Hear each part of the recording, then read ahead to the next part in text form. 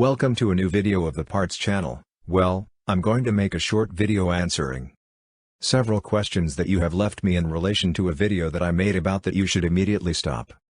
The engine of your car. If you hear this noise, I'll leave the link in case you haven't seen it. Okay, the problem I had, there you see it, is the water pump. Now I'll disassemble the water pump and show you. There you have the water pump of this car. As you can see, it has a lot of slack. To think that the timing belt moves it, and that is where the problem is. There you see how they are eating inside. The steel blades are eating the aluminum casing, here.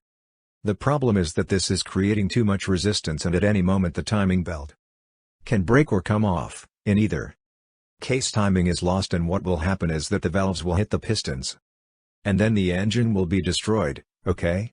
This will cause very serious damage to the engine. In the case of this car, the breakdown would be more expensive than the car itself. Be careful with these things. As I say, if you hear that noise, stop the car engine immediately, because it happens very quickly. We have already seen it on other occasions. That is why I am telling you. Well, here you have this short video. If it has been useful to you, do not forget to give a like and subscribe to the channel.